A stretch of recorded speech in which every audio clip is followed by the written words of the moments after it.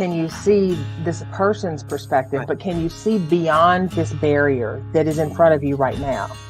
And we do get to that place of gratitude and actually appreciation. Now, it takes us refusing to stay in a victim mindset in order to do that. Hi, everybody. It's just me today. Teri had something unexpected that came up, and so she's having to handle that. And instead of not having it, I know that some of you set your clocks by this show, and so we're here in the Middle Tennessee area. Crisis is all around us, and I thought I would talk about dealing with crisis, how to deal with that. And crises are different. I mean, there are, the first thing that comes up when people start talking about crises is suicide prevention. Crises. If someone is in crisis, 988 is the crisis lifeline. If you are having a mental health crisis, that is a number that is now universal across our United States to help you. Now, that's not just the crisis I'm talking about. When there are unexpected things that happen, it could be something to us might seem small. Oh my gosh, my landlord is selling the house that I live in. Well, you have signed a lease. You signed a lease years ago, and the rent is affordable and whatever. And now you start looking, and the rent is double what you're paying, and there are no places that are there, or you have a pet now and you can't take the pet to any of the new apartments. That's a crisis for someone. If the weather has hit, their house or their business was hit, and they're having to deal with insurance and things like that. Even if you have insurance, it's still a crisis. I mean, lightning struck my barn, it burned, it was still a crisis. And it has been a devil of a time trying to come back from that. But we're going to talk about some of the crises and things that happen to people and how to get help and how to help someone who is in a crisis. Michelle is with us. Hi, Michelle. It's really good to have you. If you are listening somewhere, love for you to put a comment down, a question, and let us know where you are and where you're watching. Hello, Elizabeth. Hello, Elizabeth. Elizabeth, you probably have some really, really good things. Elizabeth was part of the cleanup. Elizabeth was part of the cleanup in Waverly when the floods happened. And so that is another example of a crisis. When someone loses a job unexpectedly, there are some people who would go, no, that's not an issue at all. Hi, Candy. How are you? But you just go get unemployment. Well, I will tell you firsthand that for me, that was a crisis. I didn't understand unemployment. I spent hours trying to work the system, didn't understand it. And thank the Lord, I just found another job. And that was easier for me than trying to work the unemployment thing. Here's the way that we're going to discuss. If you have a friend in crisis, let's talk first about what you can do to help them. Okay, first, no matter what the crisis is, don't minimize their feelings. Oh, that's nothing. That's nothing. There is never a time when you go, oh, that's a little thing. And because if it's a crisis to someone and they start sharing that, it's always something. Something else that you can do is listen, really listen, and create a judgment-free space. Now, for me, I got to tell you, that's always, the judgment part's not hard. The fixing it is hard. The first thing we want to do is go in and fix it. We want to have all the solutions. Well, here's what you can do. Give your friend, your family member, your person a chance to wrap around all their feelings first. Before you start fixing, start feeling. Just be their safe place.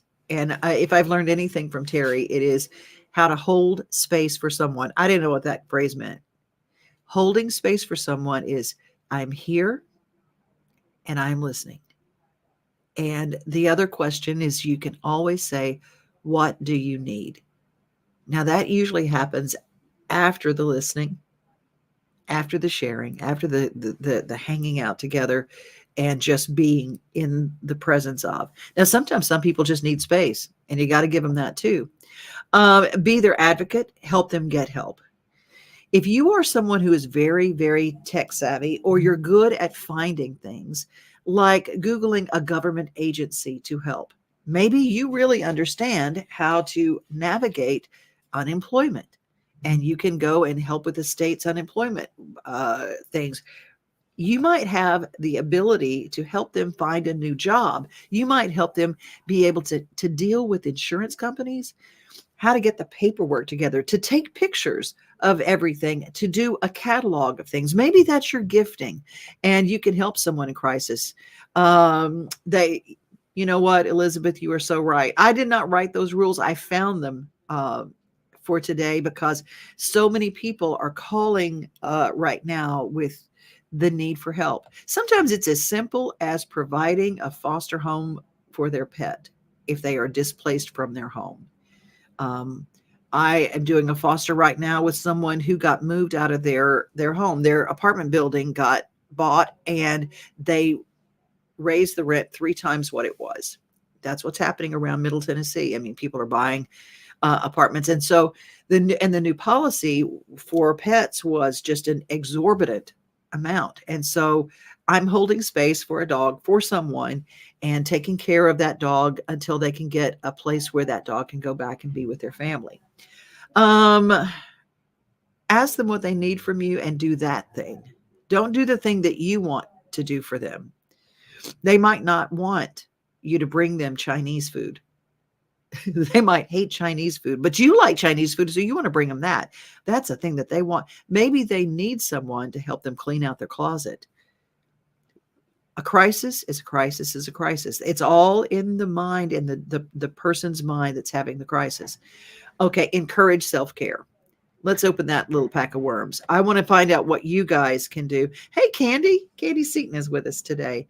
For those who have just joined us and go, where is Teri? Teri had an unexpected call and she has to take care of that. And instead of letting this go, we just might have a shorter show today because she's the professional and I'm the researcher. That's what I do. That's my gifting.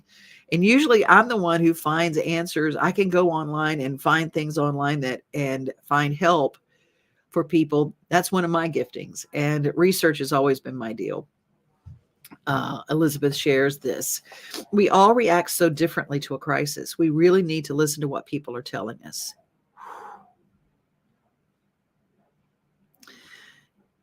Listening is the first mode of defense for anybody. That's isn't it, right? Listening to someone tell us what they need. And it might be something as simple as, I need a pint of ice cream. When you are in crisis, ain't no judgment there. Whatever you need, that's what we're there for. And Candy is in agreement. Absolutely. Oh, thank you, Liz. You're also a gifted listener. People know you're listening to them when they're talking with you. Well, I will tell you, that is something that I have learned. Listening is not an instinct. It's a practiced art. Have you ever been in a conversation with someone and they say, how are you? And you start telling them how you are, like really telling them how you are. And you see them mentally doing their grocery list in their mind. And they go, You know, I like to throw in, my pants are on fire, just to see if they're listening. Really. Oh, that is so sweet, Candy. Devon, a great listener. I'd be the ice cream and the spoon for you. All right. Taylor, love you, girl. I'm so glad that you're here. Taylor, we were actually talking about the floods in Waverly. You started in by jumping right in to help people. Dealing with a crisis is hard because you were dealing with a crisis in the Waverly floods. If you guys don't know Taylor Lynn, she's lives out at Hurricane Mills and has the farm out there. But when the flood happened, boots on the ground, I knew more about the floods and how it was affecting people because Taylor was on Facebook sharing the real story. not what people were able to report in their minute and a half on the news, but she was right there, boots on the ground.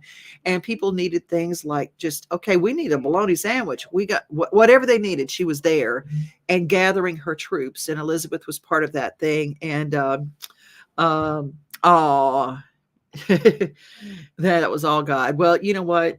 It's always all God. I always say that God is not always, people always say, well, why did God prevent the storm? I said, no, the storm brought people and love into such a magnifying glass that we saw what we're made of. That's going to make me cry, because God is in the helpers. God is in the time that you take in the crisis to be there for each other. That's where God is. That's where you see the love, just like, wow, this is overwhelming. When I saw Stephanie Miller, who hosts Main Street, Mornings on Main Street, she was there, boots on the ground in Clarksville. And she just got so emotional because she said the Christmas trees and the Christmas presents that were just strewn everywhere, and the family pictures all muddled up together, and people had lost so much, and it's here at the holiday. But when you think about the love of the people who are showing up out of nowhere, I talked with some folks over at Montgomery County Animal Care and Control, and they said people just were coming out of the woodwork going, let us help. People, he said, we even had snakes that needed a place, the pet snakes that hey, we've got a herpetarium. We can take care of those snakes. Okay, if you need help with your snake in crisis, I'm not your girl. It's not me. It is true. Love came out of the devastation. Yeah, and Taylor's going, yes, EB was a great help to our town. And absolutely. And Candy was part of that. Candy, you lost so much during that. You were part of that too, Candy. You lived there, so you were part of it. Snake be of the devil's son. You're right. And even if they're not poisonous, it's like, no. Oh. Candy's going, snakes, that's so cute. No. But there are people, that what I'm saying is they're answering the needs. Okay, let me pop over here to I want to keep going down our list, because I'll get started talking to y'all and I forget we got a list. How to help a friend in crisis. Okay, let them know they aren't a burden to you. Oh my gosh, this is so big. When you have a friend or a family member who is in crisis and you help them, you know, that friend who's always there to help, but they always want to remind you that they helped you during your time of need. Well, remember that time I picked you up off the floor in the toilet at the Ace of Clubs? Okay, that might have happened to me, but they remind you of it. They remind you of it over and over and over. That is not what I'm talking about. When you want to help somebody, really truly help somebody in crisis, let them know you're not a burden. Let them know that you being there is not that big a deal for them to carry that burden for you. Nobody wants to be a burden. That's why people don't ask for help. And sorry, I started squalling and my tears just come, and then everything else comes with it. But y'all, I just, when you're helping somebody in crisis, make sure that you let them know that they're not a burden. Don't make them feel like a burden. Let them know what a joy it is for you to be there to help them, to give them that space and that time and that effort. That's the deal, because it's no help to somebody in crisis if you let them know that they're a burden. You may not say, well, you know what? You're just such a burden. If you go, this is what I'm talking about. There are little ways and there are subtle ways that you make them feel bad for asking for help. Asking for help is the hardest thing that you can possibly do in your whole life. To admit you are powerless and you need help. To let people see you in your stuff. The hardest thing you can do. So if someone has asked you for help, that is the greatest privilege of being a friend and being a helper. Spend time with them and be present. That little thing, be present. Let's unpack that for a second. Being present. Whew. That friend who comes over and they're doing their stuff. Now, I'm not talking about if they have to say, look, I work from home. Why don't I just come and be in your space and I can work on my computer with you? That's not what I'm talking about. I'm talking about when you come to help somebody and you're jabbing away with all your other friends, or you're doing things that you want to do. You're not present with them. You're not listening with them, being present in the moment. That is the greatest gift you can give anybody, is being present in their moment, listening to them, looking them in the eye, being part of what they are. A hug, taking a hand, doing their freaking laundry. I'm telling you, there are little things that you can do to be present with someone that you don't even realize how important that is later. There's this little group in Springfield. They're the Laundry Love ladies, and they do laundry for people. And I've talked about them on my other show. And I just think that's the sweetest thing I've ever heard, because if you are feeling overwhelmed, if you are a young mom, now the crisis for a young mom or a young mother who is dealing with motherhood for the first time, or maybe it's the first time that you've started just falling downhill. Maybe you have a whole bunch of kids and laundry will pile up on you. Taylor, you have boys. You're on a farm. Laundry, it becomes a monster to deal with if you are, and just me alone. I work on a farm, and I'm telling you what, laundry gets piled up, and to have someone to help you with your laundry is just incredible. Elizabeth says, not truly help when that's feeding one's ego. The person who shows up with strings, I'm here to help, and there's a string on everything they do. Yeah, you're right. Candy says, is that really a friend? No. Helping a friend is a blessing. And you know what? Asking for a friend's help gives them a chance to be a blessing. Now, I've watched this in some of the rooms that I've attended, where someone asks for help. You give someone an opportunity to be a blessing. And for them, that's the blessing. Because you might be the first person who's ever asked them for help. If you're in recovery, people haven't been asking you for much help because nobody could count on you. Okay, that's just the real of the real of the real. The first time someone says, I can count on you, and they believe that in you, they are believing in you. So that is a huge thing to helping someone in crisis, because you are probably the only one that's walked through the same crisis that they've walked through. Whether you become a sponsor, whether you were there, when you get the chance to ask someone to be a blessing to you, you are being a blessing to them. You're giving them that opportunity. Candy says, yes, asking for help is a vulnerability. And dang it, it is the hardest thing in the world that we do. Garrett Walker. I love you, Garrett. Love you so much. And again, Garrett's just now joining us from Texas. You guys, I'm so glad that you're here. We've been talking about some of the crisis because the weather, excuse me, y'all, the weather issues that we had over the weekend.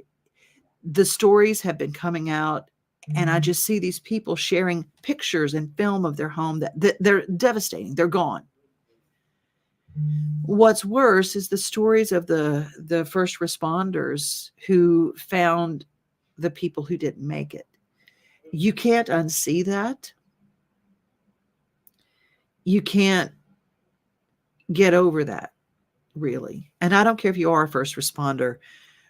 Those things affect you for all. The story of the mother in her 30s holding her 2-year-old in her embrace, and that's how they were found. And my heart aches for that family. And if you are watching this, you know that family, or you are that family. Love to you. And I hope that you find a community wrapping around you in support and in love, because you are in crisis, and your family needs all the help and all that they can get. It's a tough situation, what we're going through right now in Middle Tennessee.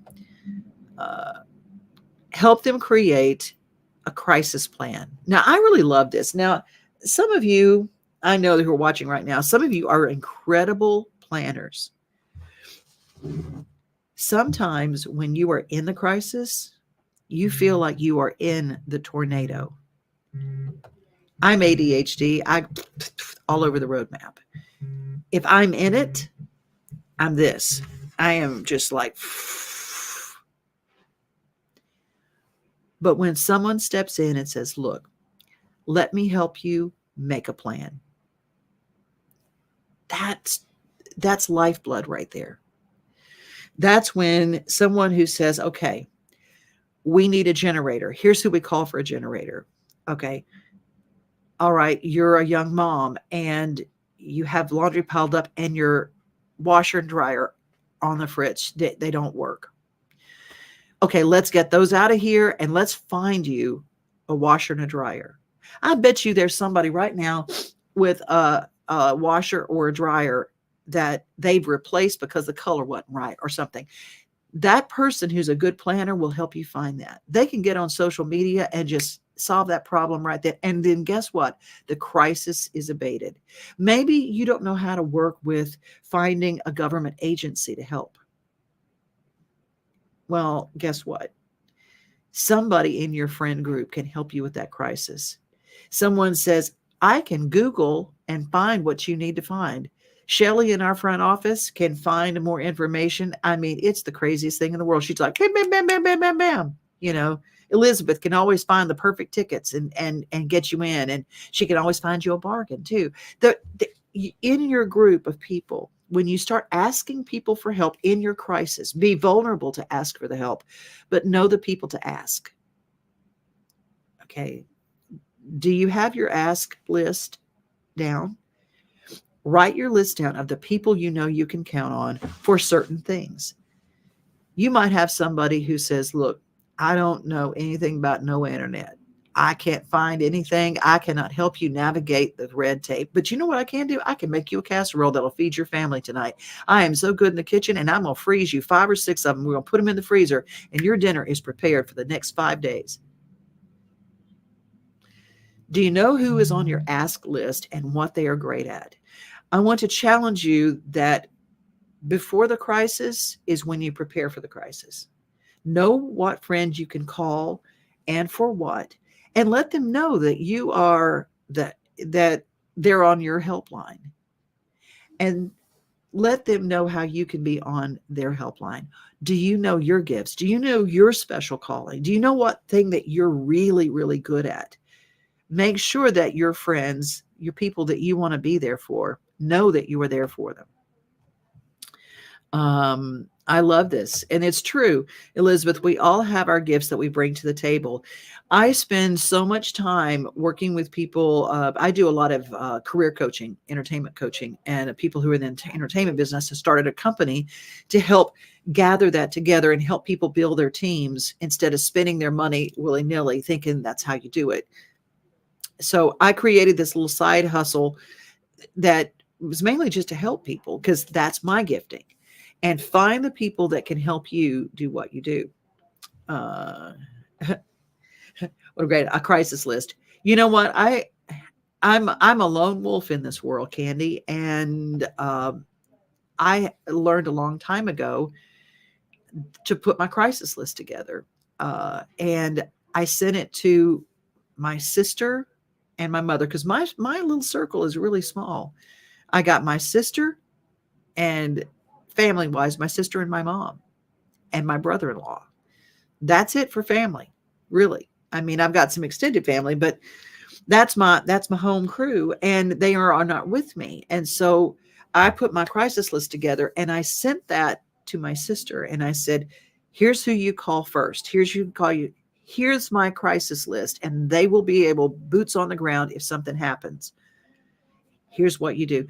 I want to make sure that you have your crisis plan together and know what you need. And if you're by yourself, oh, Elizabeth says, that's why we have people. Oh, I'm learning about that. You got to be vulnerable to have people. You've got to be willing to ask someone for help and to share with someone all your ugly. Because the person who stays with you during all your ugly, that's a good friend. But you also want people who stay there when you're not in crisis. Because the guilty codependents in the whole group love to help somebody in a crisis, but they're not there when they're flying too. So there is that. We got to make sure that we keep everything healthy. And there are numbers to call, and 911, they've actually changed now. If you have someone in a mental health crisis, this is the new, it's Suicide and Crisis Lifeline. And this is for when it goes over into the I'm hopeless. There's a difference between being hopeless and helpless. Being helpless, you can do something with.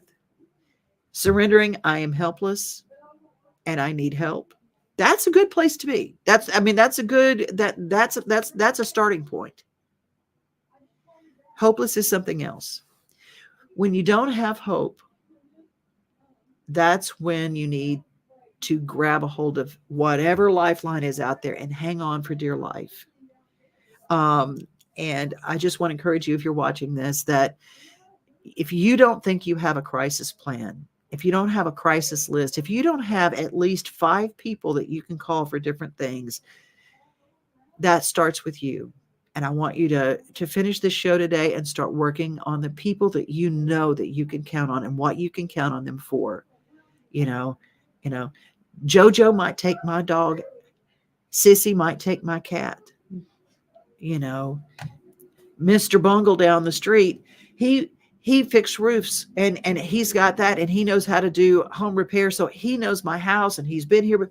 Know who you can call in a crisis situation. And that's kind of how you do it. You create your list and you know who you are, and make sure that I'm still kind of weepy. Sorry. Once I start weepy, then it just kind of happens. But when you start looking into your own life, what your giftings are, make sure you let your people know, I am here for you if you need help with A, B, or C. I'm a great organizer. I can help Janie with her organizing. I have a car and I can drive. You know how vulnerable I had to be to tell people I have these events and I don't like to drive at night.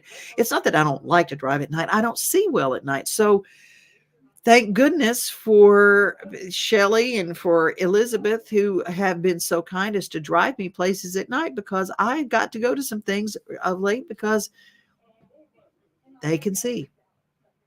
I cannot. So I depend on my people. Know who you can count on. And crisis is, it's all relative. It's all relative. That's what I'm good at, organizing. You are, Elizabeth, you are fantastic at organizing. And I think if you start looking at your own list and you start putting your list together, and here's my giftings, here's what I'm really good at.